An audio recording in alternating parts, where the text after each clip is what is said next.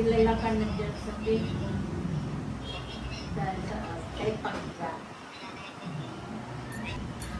Kilala na po ng guard. Araw-araw ba naman po sinasabi po kay Pangga. Wow. Hanggang gabi pa. Opo. Hanggang matapos po yung nakaschedule po lahat po. 9 po ng umaga ang start po eh. Tapos 6 po ang pinaka last call po.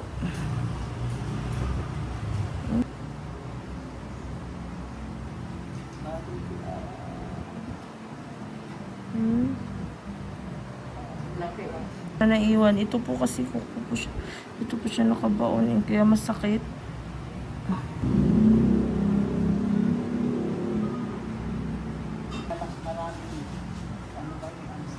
Saan nga po kayo, ma'am? Europe po kayo.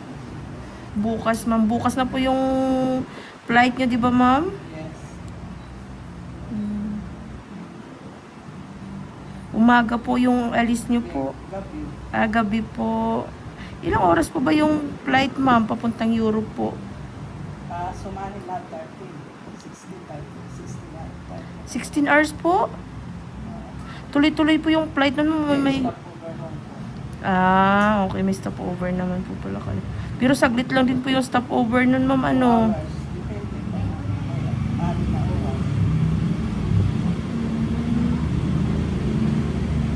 Ang haba din po pala, ma'am. Ano?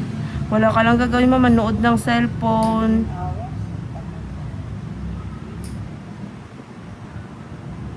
Manila to Hong Kong, mga 3 hours yata. Ang malayo Hong Kong. Bangkok.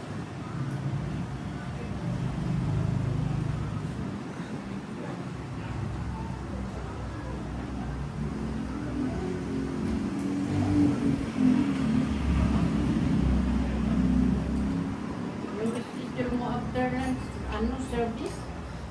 Na-reschedule po para bukas po. Ng umaga na lang po ulit.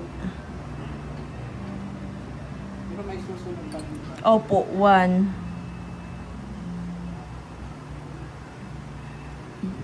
Break time na po, ma'am. Pahinga na po para kakain po. Tapos rest na po. Pag wala nang kain, mahilig. Baka matanggal ako. Baka hindi na ingro na matatanggal, ma'am. Sa hirap din. Ang lalaki pa rin ng ulo.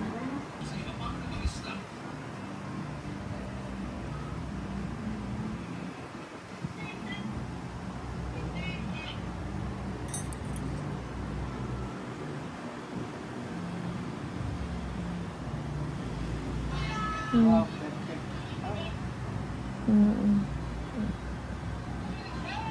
Ang dami po.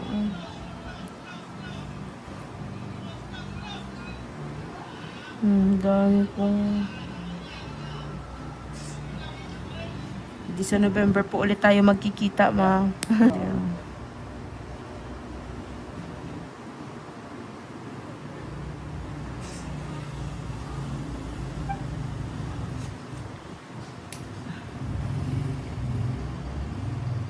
Gusto niyo po talaga yung asin pod-pod na pod-pod. Kasi matagal din kasi bago humaba, ma'am. Wala na kayong intindihin. Tsaka lagi po kayo nakasapatos.